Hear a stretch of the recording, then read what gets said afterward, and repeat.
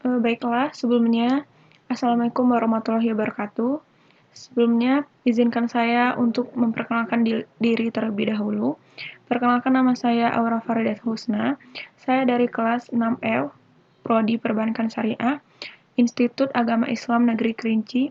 Di sini saya membuat video presentasi untuk melengkapi tugas mata kuliah bimbingan skripsi.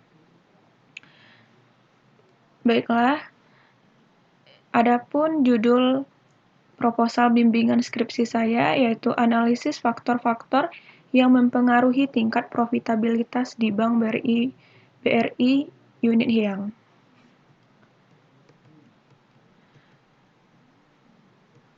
Dan dengan dosen pembimbing yang terhormat Ibu Febria Ningsih MPD. Langsung saja, sebelum dimulai, pada proposal ini saya mempunyai 3 bab. Yang pertama, bab 1, yaitu pendahuluan. Selanjutnya bab 2, yaitu kajian teori. Dan bab 3, metodologi penelitian. Dan selanjutnya penutup. Langsung kita masuk ke latar belakang. Adapun latar belakangnya yaitu, yang pertama saya akan menjelaskan apa itu Bank BRI. Adapun di sini saya memilih penelitian yaitu di Bank BRI. Adalah salah satu bank milik pemerintah yang terbesar di Indonesia. Bank Rakyat Indonesia atau BRI didirikan di Purwokerto, Jawa Tengah oleh Raden B. Arya Wirjaat Madja pada tanggal 16 Desember dan pada tahun 1895.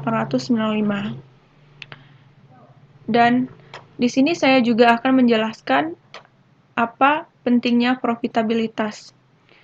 Profitabilitas sebagai salah satu acuan dalam mengukur besarnya laba menjadi begitu penting untuk mengetahui apakah perusahaan telah menjalankan usahanya secara efisien atau tidak. Dan penelitian ini ingin mengetahui seberapa besar pengaruh faktor-faktor seperti permodalan atau CAR dan kualitas aktiva atau NPL terhadap profitabilitas atau ROA pada Bank BRI Unit Hiang selama tahun 2019 sampai dengan 2020. Selanjutnya, adapun identifikasi masalahnya. Identifikasi masalah pada proposal penelitian ini. Pada penelitian ini akan dibahas faktor-faktor yang mempengaruhi profitabilitas pada Bank BRI Unit Hiang. Dan saya juga membuat batasan masalahnya. Adapun batasan masalahnya pada penelitian ini, yaitu penelitian dilakukan di Bank BRI Unit Hiang untuk mengukur kemampuan suatu perusahaan atau bank tersebut dalam memperoleh laba. Dan rumusan masalahnya, yang pertama, bagaimana pengaruh permodalan CAR terhadap profitabilitas atau ROA pada Bank BRI Unit Hiang. Yang kedua, bagaimana pengaruh kualitas aktiva NPL terhadap profitabilitas ROA pada Bank BRI Unit Hiang. Dan adapun tujuan dari penelitian ini, yang pertama, untuk melihat bagaimana pengaruh permodalan CAR terhadap profitabilitas ROA pada Bank BRI Unit Hiang. Dan yang kedua, untuk melihat bagaimana pengaruh kualitas aktiva NPL terhadap profitabilitas ROA pada Bank BRI Unit Hiang. Dan manfaat dari penelitian ini yaitu, yang pertama, dengan adanya penelitian ini diharapkan bisa memberikan manfaat bagi semua pihak. Di antaranya agar bagi peneliti dapat menambah wawasan dan pengetahuan tentang faktor-faktor yang mempengaruhi tingkat profitabilitas di Bank BRI Unit Hiang. Selanjutnya, yang kedua, bagi mahasiswa dan pihak IAIN Kerinci agar dapat dijadikan referensi bagi peneliti selanjutnya, dan juga kerangka acuan mengenai masalah sejenis dan menambah daftar pustakaan skripsi di Pustaka IAIN Kerinci. Selanjutnya, yang ketiga, untuk melengkapi salah satu syarat untuk memperoleh gelar sarjana ekonomi SE pada Institut Agama Islam Negeri Kerinci, khususnya pada Fakultas ekonomi dan bisnis Islam. Selanjutnya kita lanjutkan kepada bab 2, kajian teori. Landasan teori meliputi variabel di sini landasan teori meliputi variabel-variabel kepustakaan, yaitu sebagai berikut. Pengertian yang pertama yaitu pengertian bank syariah. Yang kedua, fungsi Bank BRI. Dan ketiga, ciri-ciri Bank BRI. Keempat, profitabilitas. 5, permodalan. Dan kualitas aktiva. Adapun pengertian Bank BRI yaitu seperti yang sudah saya jelaskan tadi, pada awal tadi. Dan fungsi Bank BRI yaitu masyarakat pada umumnya telah mengetahui bahwa fungsi bank yaitu tempat menabung, menyimpan uang, ataupun meminjam uang bagi masyarakat yang membutuhkan. Dan bank disebut sebagai lembaga kepercayaan, karena bank harus dapat dipercaya. Harus dapat dipercaya oleh masyarakat sehingga mereka yakin untuk menyimpan uangnya kepada bank tersebut. Dan ciri-ciri bank yaitu ciri Bank BRI. Bank BRI merupakan bank jenis persero milik pemerintah, yakni dikelola PT Bank Rakyat Indonesia. Dan Bank BRI merupakan bank yang berinduk pada Kementerian BUMN. Bank BRI juga memiliki simbol saham, yaitu IDX-2BBRI. Bank BRI merupakan bank terbesar di Indonesia. Bank BRI itu sendiri kepanjangan dari Bank Rakyat Indonesia. Dan Bank BRI mampu melayani nasabah dengan baik. Selanjutnya, yang keempat, profitabilitas. Profit dalam kegiatan operasional perusahaan merupakan elemen penting untuk menjamin kelangsungan hidup perusahaan pada masa yang akan datang. Adapun yang dimaksud dengan permodalan CARD, yaitu rasio kecukupan modal bank atau kemampuan bank dalam permodalan yang ada untuk menutup kemungkinan kerugian dalam perkreditan atau perdagangan surat-surat berharga. Dan juga kualitas aktiva yaitu adalah suatu rasio yang membandingkan tingkat pembiayaan bermasalah atau pembiayaan yang dikualifikasikan terhadap total pembiayaan yang diberikan. Selanjutnya, penelitian yang relevan.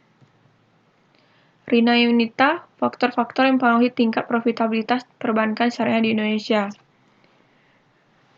Berdasarkan hasil penelitian dan pembahasan yang telah dilakukan, dapat disimpulkan bahwa CAR berpengaruh positif terhadap ROA, artinya tinggi atau rendahnya CAR dapat memprediksi tinggi atau rendahnya ROA.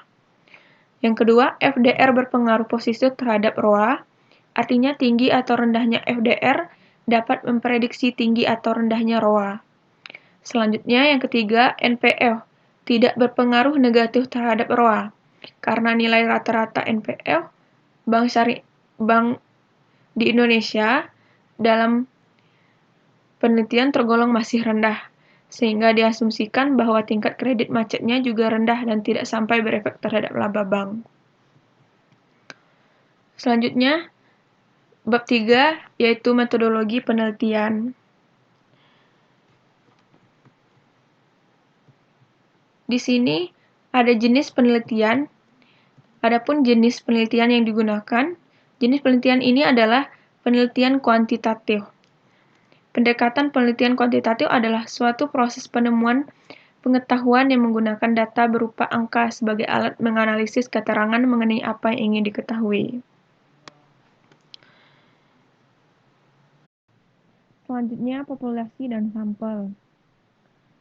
Yang pertama yaitu saya akan menjelaskan apa itu populasi, yaitu merupakan wilayah generalisasi yang terdiri atas objek atau subjek yang mempunyai kualitas dan karakteristik tertentu yang ditetapkan oleh peneliti atau untuk dipelajari dan kemudian ditarik kesimpulannya. Jadi, populasi ini merupakan keseluruhan objek atau subjek penelitian yang mempunyai karakteristik tertentu, dan penelitian ini bertempat di Bank BRI Yunhyang. Yang kedua, sampel. Sampel yaitu sebagian dari populasi yang karakteristiknya hendak diteliti. Dan teknik atau pengambilan sampel yang digunakan dalam penelitian ini adalah menggunakan purposive sampling, yaitu salah satu jenis teknik pengambilan sampel yang biasa digunakan dalam penelitian ilmiah. Purposive sampling adalah teknik pengambilan sampel dengan menentukan kriteria-kriteria tertentu. Selanjutnya, teknik pengumpulan datanya, yaitu kuesioner atau angket dan dokumentasi. Adapun kuesioner atau angket yaitu cara pengumpulan informasi dalam jumlah besar yang relatif murah atau cepat dan efisien. Pengumpulan datanya juga relatif cepat karena peneliti tidak perlu hadir pada saat pengisian kuesioner. Dokumentasi yaitu pengumpulan data yang dilakukan dengan dokumentasi berupa data rasio keuangan dari laporan keuangan Bank BRI Yunhyang yang diperoleh per bulan. Teknik analisis instrumen. Yang pertama, uji normalitas, yaitu adalah sebuah uji yang dilakukan dengan tujuan untuk menilai sebaran data pada sebuah kelompok data variabel. Apakah sebaran data tersebut berdistribusi, normal atau tidak? Uji normalitas berguna untuk menentukan data yang telah dikumpulkan berdistribusi normal atau diambil dari populasi normal. Yang kedua, uji multikolinearitas, yaitu uji yang dilakukan untuk memastikan apakah di dalam sebuah model regresi ada interkorelasi atau kolinearitas atas variabel bebas. Yang ketiga yaitu uji autokorelasi, yaitu adalah sebuah analisis statistik yang dilakukan untuk mengetahui adakah korelasi variabel yang ada di dalam model prediksi dengan perubahan waktu. Dan oleh karena itu, apabila asumsi autokorelasi terjadi pada sebuah model prediksi, maka nilai disturbance tidak lagi berpasangan secara bebas, melainkan berpasangan secara autokorelasi. Selanjutnya, teknik analisis datanya. Teknik analisis data yang digunakan dalam penelitian ini adalah metode analisis data statistik deskriptif. Adapun langkah-langkah yang dilakukan dalam analisis data statistik deskriptif yaitu berupa regresi ganda. Regresi ganda yaitu menggunakan analisis regresi ganda. Analisis regresi ganda adalah pengembangan dari analisis regresi sederhana. Kegunaannya yaitu meramalkan nilai variabel terikat Y apabila variabel bebas minimal 2 atau lebih. Analisis regresi ganda ialah suatu alat analisis peramalan di nilai pengaruh dua variabel bebas atau lebih terhadap variabel terikat. Yaitu membuat persamaan regresi ganda, korelasi ganda, uji signifikasi, dan koefisien determinasi. Mungkin sekian presentasi dari saya. Jika terdapat kesalahan, saya mohon maaf. Saya tutup dengan wassalamualaikum warahmatullahi wabarakatuh.